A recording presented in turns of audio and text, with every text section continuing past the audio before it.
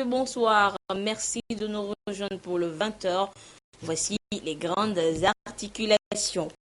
Le Premier ministre était sur le terrain ce mardi. Comme ici, l'homme Classou est allé constater l'état d'avancement des chantiers du projet d'aménagement urbain du Togo et de l'aménagement de la voie Lomé-Vaughan-Enfouin. Où en sont ces travaux? Vous les découvrirez tout de suite dans ce journal. Et puis après leur engagement citoyen à travers le volontariat, les jeunes déscolarisés vont pouvoir apprendre des métiers pour leur insertion socio-économique. Ceci est possible grâce au partenariat signé ce jour entre le ministère de tutelle, la Chambre régionale des métiers et les maîtres d'artisans. Voilà pour les titres. Tout d'abord, le Conseil des ministres réuni ce mardi au Palais de la Présidence de la République sous la conduite du chef de l'État, Faure Issezimna Nyazingbe. L'essentiel de ce conseil nous est présenté par Octave Nikouibroum, ministre de l'Enseignement supérieur et de la Recherche. Le Conseil des ministres s'est tenu ce mardi 20 décembre 2016 au Palais de la Présidence de la République, sous l'autorité du Président de la République, Son Excellence Faure Issezimna Nyazingbe. Au cours des travaux, le Conseil a adopté 2 projets de décret, écouté 2 communications et des divers. Le premier projet de décret adopté par le Conseil porte modification du décret numéro 2016-038/PR du 4 juillet 2016 portant titularisation de magistrats stagiaires. La modification du décret 2016-038/PR du 4 juillet 2016 est apparue nécessaire pour assurer une conformité entre l'arrêté de mise à disposition du ministre de la fonction publique et l'arrêté du ministre de la Justice décernant le diplôme à ses élèves magistrats. Ainsi, les 20 magistrats stagiaires concernés sont titularisés dans le grade à compter du 7 octobre 2015 et conservent une ancienneté de 18 mois. Le second projet de décret adopté par le Conseil porte nomination de magistrats. Le gouvernement, soucieux d'assurer la jouissance effective du droit d'accès de tous à la justice, s'emploie à rapprocher le service public de la justice des justiciables. Ainsi, les tribunaux ont été disséminés sur toute l'étendue du territoire national. Il convient donc de pourvoir aux différents postes et d'arrimer les fonctions occupées à l'évolution de la carrière des magistrats. Par ailleurs, ces nominations permettent de pourvoir à certaines directions techniques du ministère de la Justice pour une administration plus efficace. Au titre des communications, la première écoutée en deuxième lecture par le Conseil est relative à la 59e réunion du comité des ministres de l'Agence pour la sécurité de la navigation aérienne en Afrique, ASECNA, tenue à Yaoundé le 31 juillet 2016. En marge des travaux de cette session, les ministres se sont penchés sur la situation financière de l'agence qui n'est guère reluisante. Les ministres ont proposé qu'une initiative soit entreprise au plus haut niveau afin de trouver une solution aux difficultés que rencontre l'agence sur le plan financier. La seconde communication est relative à l'avant-projet de code foncier et domanial et à l'organisation du Forum national du foncier. Le régime foncier togolais est caractérisé par la juxtaposition des droits fonciers modernes et coutumiers.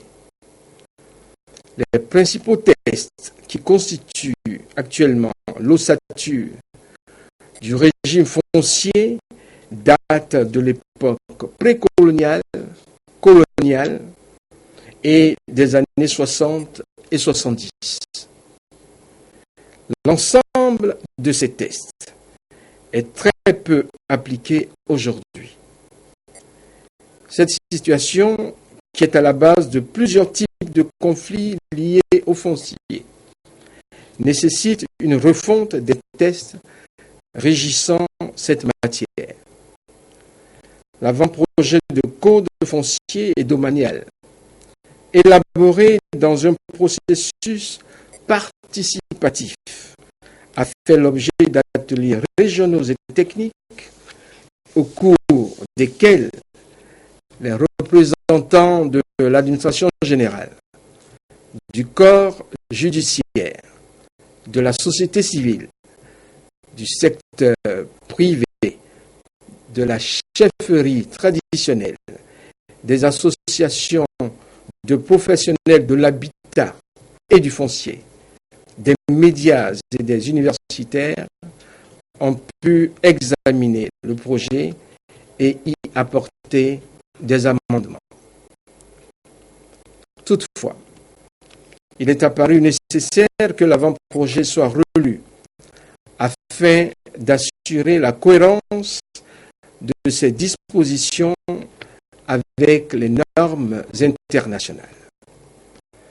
Dans le cadre de cette relecture, un forum national du foncier sous le thème, je cite, une gouvernance foncière inclusive pour un développement durable, le temps de l'action, fin de citation, sera organisé dans les prochains jours. Ce forum offrira l'opportunité de partage de l'expérience de certains pays africains en matière de gouvernance foncière. Dans les divers, le ministre de la Communication, de la Culture, des Sports et de la Formation civique a rendu compte au Conseil du combat de boxe qui a opposé samedi dernier le Togolais Prince Lorenzo à son adversaire le Géorgien Vardouachivili. Monsieur Lorenzo a remporté le combat et conserve ainsi son titre mondial GBC de poids moyen. Le gouvernement a présenté ses vives félicitations à notre compatriote et l'encourage à poursuivre sur cette lancée pour de nouvelles victoires qui font honneur à notre pays. Enfin, le Conseil a adopté un décret de nomination au titre du ministère des Affaires étrangères, de la coopération et de l'intégration africaine. Fait à Lomé, le 20 décembre 2016, le Conseil. Présent lecture de ce décret pris en Conseil des ministres. Le président de la République, le Conseil des ministres entendu décrète. Monsieur Léné Dimban du corps des ambassadeurs est nommé ambassadeur extraordinaire et plénipotentiaire de la République togolaise près la République fédérale du Nigeria. Le ministre des Affaires étrangères, de la coopération et de l'intégration africaine est chargé de l'exécution du présent décret qui sera publié au journal officiel de la République togolaise. Le 26 avril dernier, le chef de l'État a procédé au lancement des travaux du projet d'aménagement urbain du Togo phase 2, un projet qui vise à mettre les populations des zones concernées hors des effets des inondations. Les chantiers sont en cours d'exécution et ce matin, le Premier ministre est allé constater leur état d'avancement. Occasion également pour, comme ici l'homme Classou, d'étendre sa visite au chantier de l'aménagement de la voie Lomé-Vaughan-en-Foin, dont les travaux ont également repris. Le compte rendu de ces visites avec Gérard Lagoudou. Du chantier. Donc c'est un projet d'assainissement pluvial qui comporte 3 volets. La création d'un lac, la construction de canaux qui vont servir à décharger le lac et à alimenter le lac, et la construction de drains dans les quartiers périphériques de 28 km de canaux pour assainir les quartiers. Donc en temps de pluie, ce système va servir à éviter les inondations qu'on a pu connaître dans le temps. On est très optimistes, c'est un chantier qui se passe bien, qui a très bien démarré. Toutes les populations autour du chantier y mettent du leur pour nous aider, donc on ne trouve aucun frein et ça se passe réellement très bien. Donc normalement, ça se passe bien techniquement et on va dire socialement, donc c'est quelque chose qui devrait finir dans les temps sans problème. Le volet qualité dans l'exécution des travaux requiert une attention toute particulière pour le chef du gouvernement. Il a pour ce faire demandé au groupe d'entreprises EFEG et GER de tout mettre en œuvre pour respecter le délai d'exécution des travaux qui est de 24 mois. Aujourd'hui, le chef de l'État nous a demandé de venir voir l'état d'avancement des travaux. Donc depuis, la visite a commencé au niveau du 4e lac, où les différents responsables, les techniciens et autres nous ont expliqué tout ce qu'ils ont pu faire jusqu'à ce jour. Et d'après leurs explications, ils sont au moins à 17% du taux d'exécution des travaux. Et lorsqu'on voit le cahier de charge et le délai de livraison des ouvrages, délai prévu en juin 2018,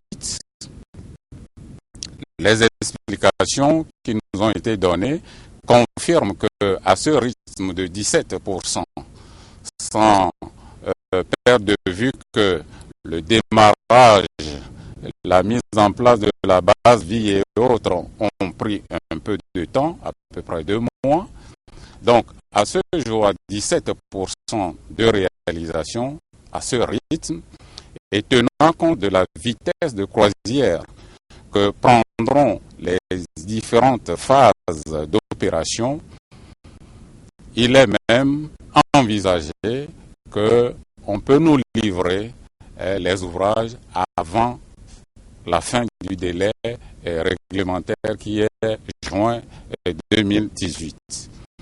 Depuis le lac, nous sommes venus ici pour voir la zone de déversement dans la mer. Depuis la collecte des eaux pluviales, leur drainage par des canaux construits de manière à ce que ni la zone de collecte, ni la zone, les quartiers que vont traverser ces canaux, qu'il y ait de problèmes pour les populations. Donc nous sommes venus jusqu'à cette zone pour voir comment les travaux sont conçus et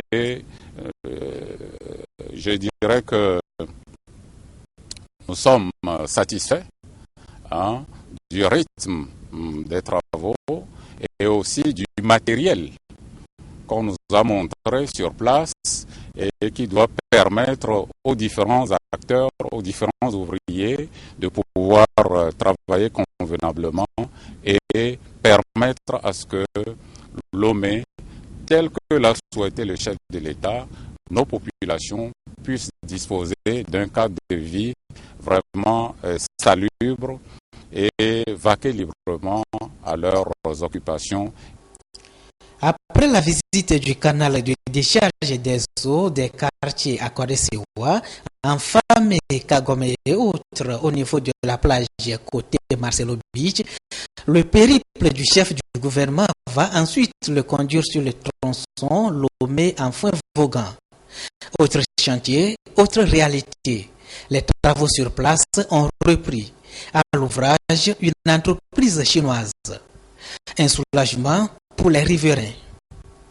Non, nous sommes contents parce que aujourd'hui, quand même, c'est comme nous sommes en capitale. Mais si c'est petit à faire, mais quand même, nous sommes contents de vous. Que votre arrivée là, nous sommes très contents. Nous, on est en joie aujourd'hui. Même l'arrivée du Premier ministre, on prie Dieu, que Dieu le fasse, que ça aille très bien. Que la route là finisse en bonne forme comme les autres routes, comme les Chinois ont pris. Que Dieu vous bénisse. Sur place, le Premier ministre a demandé à l'entreprise chinoise en charge des travaux et au bureau de contrôle de mettre en relief la démarche qualité dans l'exécution des travaux dans le délai requis de 24 mois. Nous sommes venus voir comment ils ont repris les travaux et nous leur avons donné des instructions nécessaires pour que le délai imparti, qui est de environ 24 mois, puisse être respecté et permettre à nos populations de pouvoir trouver l'usage aisé de cette route vitale. Et le chef de l'État tient à ce que on puisse enfin réaliser ces travaux dans un délai record, mais un travail de qualité. Voilà pourquoi nous sommes venus sur le terrain aujourd'hui pour encourager les responsables de l'entreprise, mais également demander au bureau de contrôle de jouer sa partition de sorte que la qualité y est. De toute façon, il y aura des comptes à rendre si jamais il y a des défaillances notoires dans l'exécution de cette route.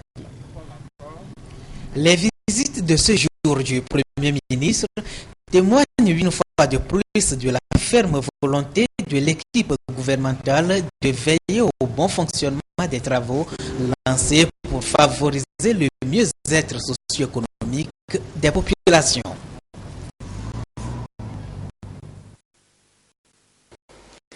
Les députés à l'Assemblée nationale étaient en séance plénière de la deuxième session ordinaire de l'année ce matin. Cette 8e séance était consacrée à l'examen des activités du président de l'Assemblée nationale. Daman Dramani va aussi défendre son programme d'activité exercice 2016 de la 10e législature, ceci conformément au règlement intérieur de l'institution. L'objectif, rendre plus performantes les activités du président de cette institution dans le souci de répondre aux aspirations du peuple. Et les travaux se déroulent à huis clos à la demande de la majorité des députés présents. Le ministère en charge de la jeunesse et de l'emploi des jeunes vient de mettre en place le projet de mise en apprentissage des jeunes déscolarisés. Un projet qui a pour but d'amener ces jeunes à accéder aux différents métiers, de se former, d'entreprendre et de se prendre en charge. À cet effet, une convention tripartite d'apprentissage a été signée ce mardi entre la Chambre régionale de métiers, le ministère de tutelle et les maîtres artisans. Le compte rendu avec Dodo Haré et Antoinette Homao. Va voir. Après leurs expériences dans le volontariat citoyen, ces jeunes déscolarisés rentrent en apprentissage grâce au ministère en charge de la jeunesse qui s'engage à les accompagner et à les soutenir après leur formation. Ceci se concrétise par une convention tripartite de partenariat signée entre le ministère, les chambres régionales de métiers et les maîtres artisans. Cet accord pose ainsi les jalons d'un nouveau départ dans la vie de ces jeunes. Nous sommes les parrains des artisans inscrits sur le répertoire. Donc pour nous, c'est de suivre le projet, accompagner les patrons et les apprenants jusqu'à l'aboutissement de leur apprentissage. La vision du gouvernement à travers ce projet en faveur des jeunes déscolarisés est de lutter contre le chômage et la pauvreté et par là promouvoir l'entrepreneuriat et l'autonomisation des jeunes. C'est l'État qui prend en charge les frais de coût de l'apprentissage.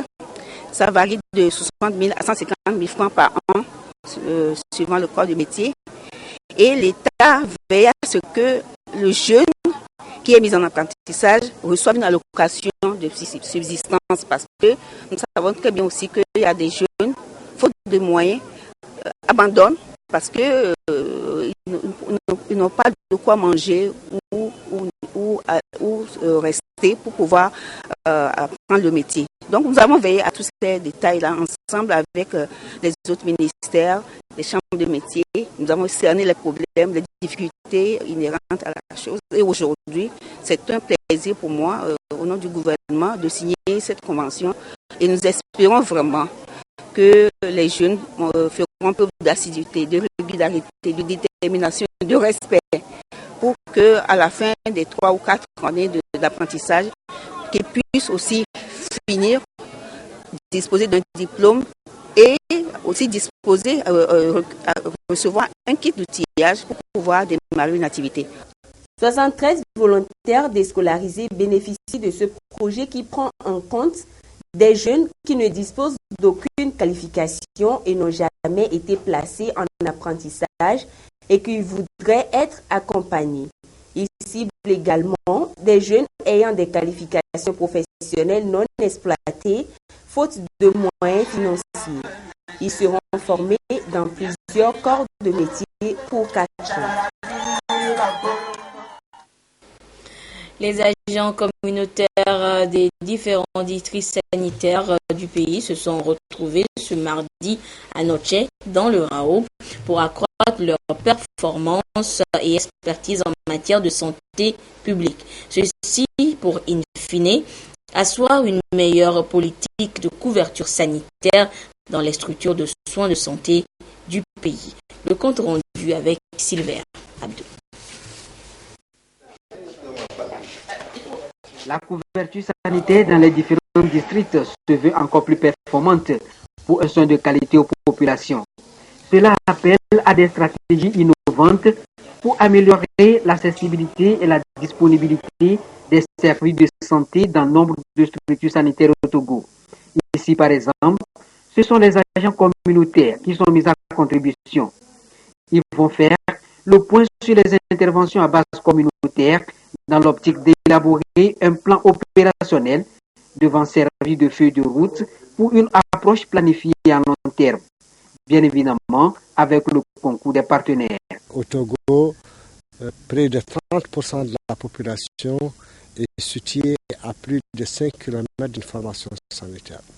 Et cette portion de la population n'a pas accès aux services de santé, en tout cas une accessibilité facile.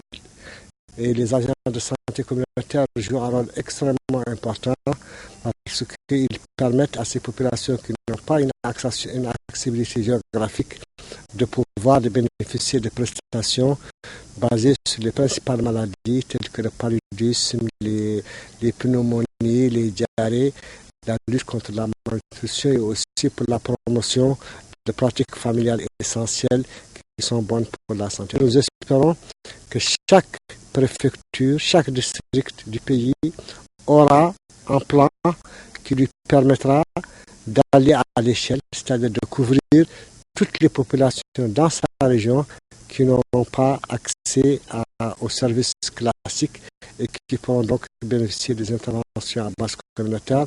Le Togo est assisté dans ses projets et programmes de développement sanitaire par l'UNICEF. L'organisation onusienne accompagne l'État à fournir un système de santé efficient et efficace aux populations. Et la volonté du gouvernement d'améliorer au quotidien le système de santé publique au Togo reste déterminante. Et pour permettre aux structures sanitaires de répondre aux normes requises pour le mieux et le bien-être des patients, les initiatives privées se multiplient. En témoigne le nouveau service de chirurgie pédiatrique aménagé au CHU Campus de Lomé grâce à l'appui financier de la Banque ouest-africaine de développement BOAD. La nouvelle structure a ouvert ses portes cet après-midi. Le compte rendu de la cérémonie inaugurale avec Carmen Madji à Capo.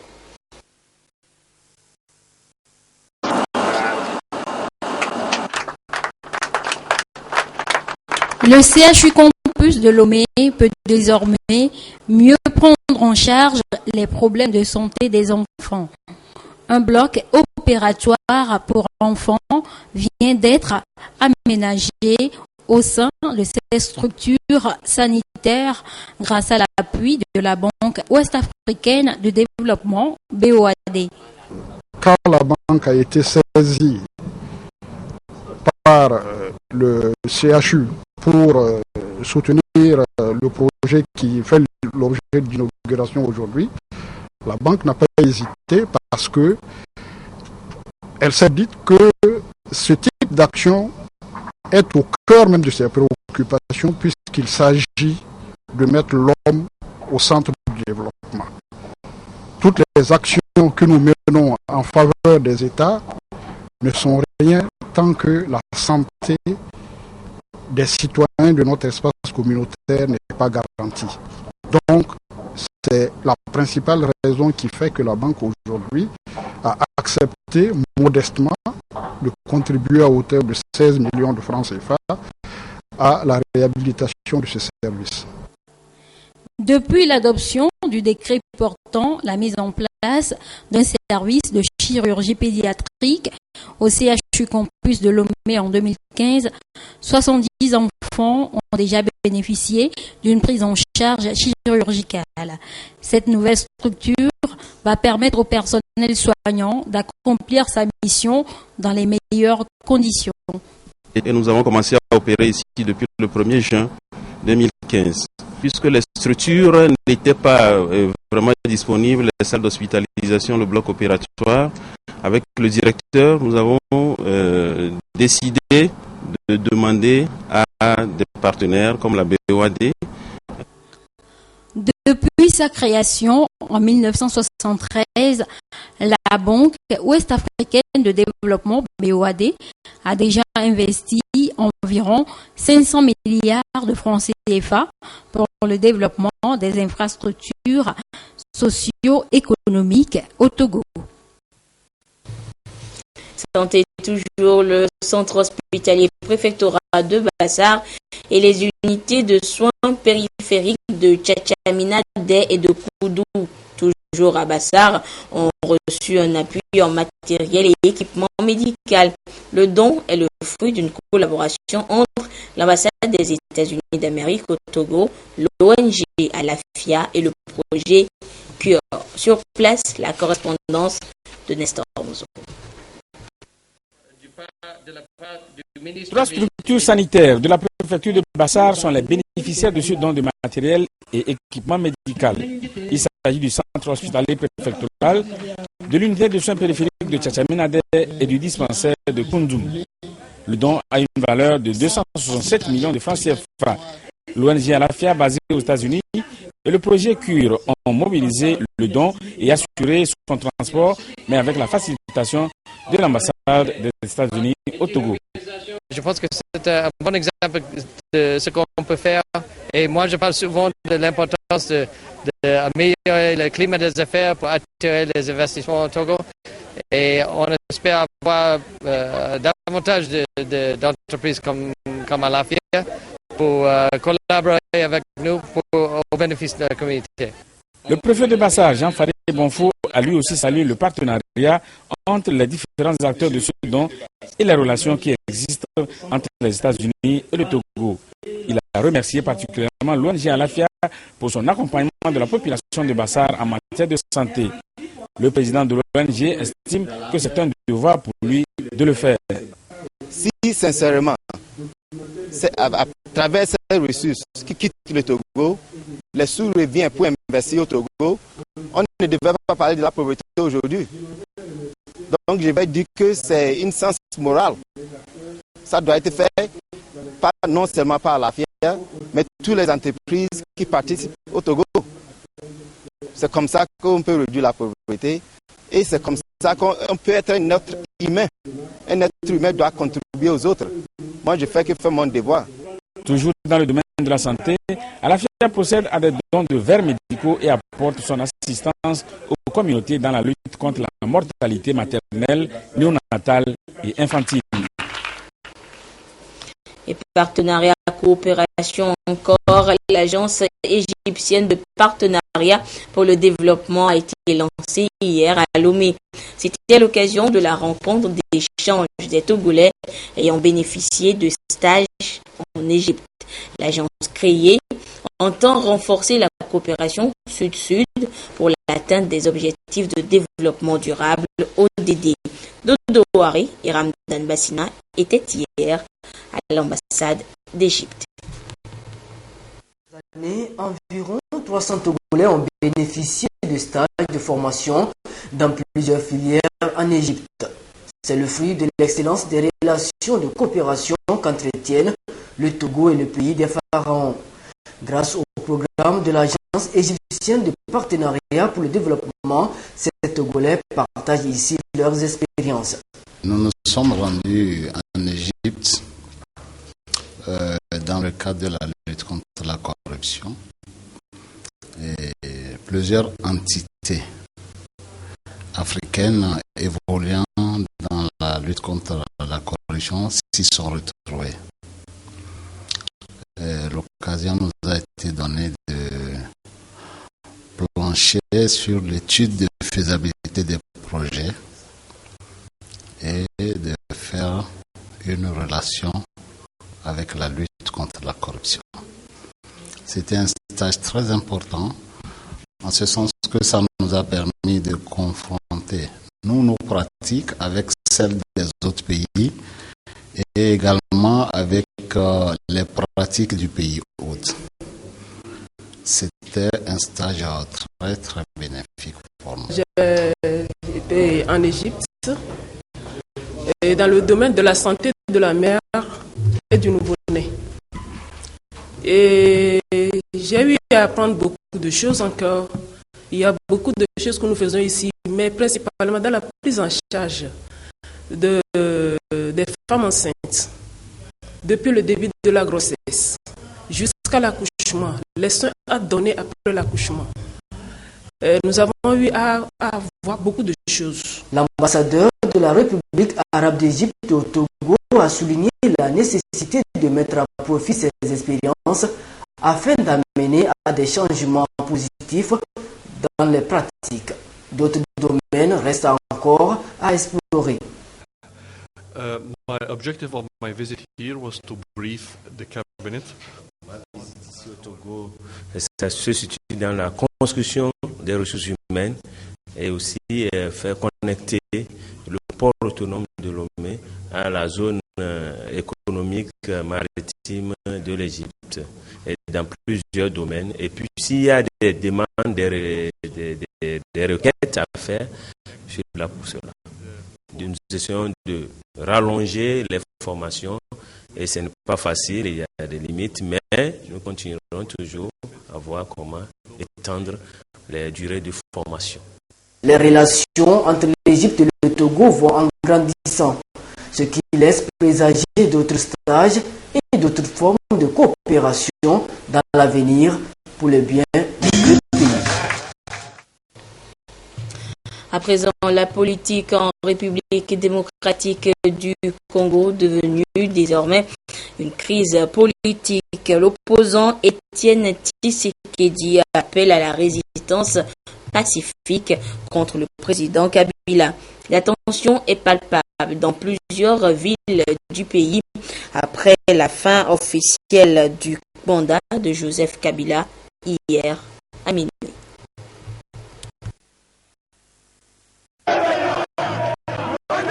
Ils sont venus crier leur colère dans les rues de Kinshasa. Ce matin, des centaines de manifestants ont défilé dans la capitale contre le président Joseph Kabila, qui refuse de quitter le pouvoir depuis hier, dernier jour de son mandat. C'est une menace grave et une atteinte grave vraiment à la paix et aux bonnes mœurs. La manifestation a tourné à l'affrontement avec les forces de l'ordre ici à Kinshasa, mais aussi à Lubumbashi, deuxième ville du pays. De nombreux coups de feu y ont été entendus dans la matinée. Le Premier ministre appelle au calme. Je voudrais lancer un appel à la paix, la tranquillité sur toute l'étendue de la République. Le gouvernement prend des dispositions d'encadrement des forces de l'ordre et de sécurité afin que l'ordre public soit strictement respecté dans le respect des droits et libertés de chacun. Joseph Kabila entend s'appuyer sur la Constitution récemment modifiée pour rester en poste jusqu'aux prochaines élections. Si une frange minoritaire de l'opposition a accepté de faire partie du nouveau gouvernement proclamé dans la nuit, le principal opposant appelle à ne pas reconnaître sa légitimité. Je lance un appel solennel. D'abord au peuple congolais à ne pas reconnaître l'autorité du reste illégal et illégitime de Joseph Kabila et à résister pacifiquement au coup d'État qui est ainsi accompli avec la bénédiction de la Cour constitutionnelle. 113 personnes, dont des membres de l'opposition, ont été arrêtées dans le pays ces derniers jours d'après l'ONU. Le Premier ministre appelle au calme. Les négociations pour résoudre cette crise politique avec les évêques catholiques doivent reprendre mercredi. Retour en page nationale, l'École supérieure des affaires ESA vient de signer une convention de partenariat avec l'École polytechnique d'Abomey-Calavi au Bénin.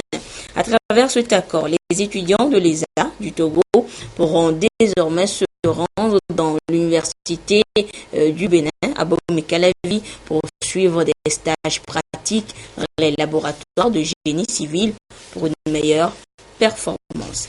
Firmin Adinari. Cet accord de partenariat entre l'École supérieure des affaires ESA et l'École polytechnique d'Abomey-Calavi du Bénin marque le début d'une coopération, d'une assistance technique et de formation entre les deux universités. Désormais, les étudiants de l'École supérieure des affaires pourront bénéficier de certains stages pratiques dans les laboratoires de génie civil de l'École polytechnique d'Abomey-Calavi.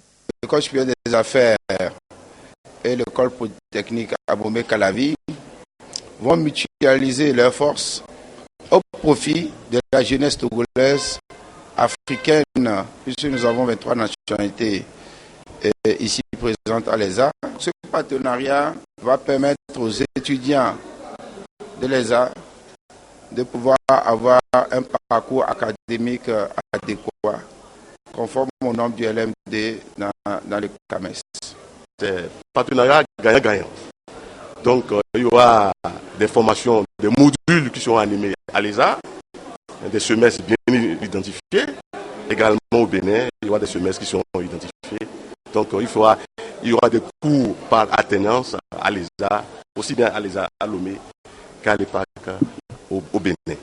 Les deux universités et surtout l'École supérieure des affaires forment des cadres dans divers domaines tels que l'administration, les finances, le commerce, la télécommunication, l'électronique, le génie civil et aussi l'agronomie.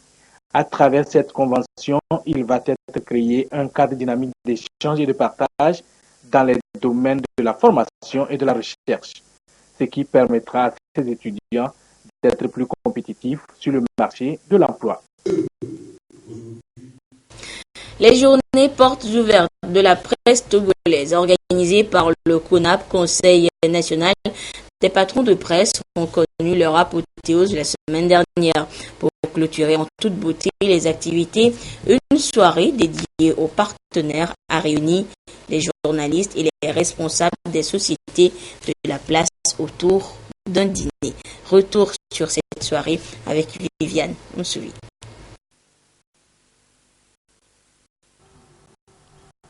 Journalistes et responsables de sociétés se sont donné rendez-vous autour de ce dîner.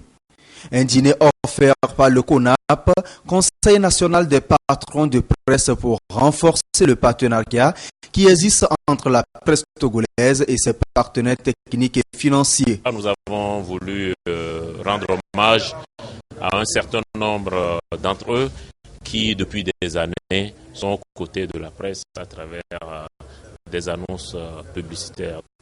10 sociétés ont été primées au cours de cette 3e édition des Journées portes ouvertes de la presse togolaise. Il s'agit entre autres de Togo Cellulaire et du groupe Bolloré. Le prix que nous avons reçu, c'est un prix juste pour la fidélité. Nous sommes là aux côtés de la presse parce que c'est un devoir. Vous savez, toute la presse togolaise se bat pour éduquer la population togolaise. Donc, en tant que société citoyenne leader de la téléphonie mobile au Togo, nous ne pouvons qu'accompagner ce mouvement d'ensemble.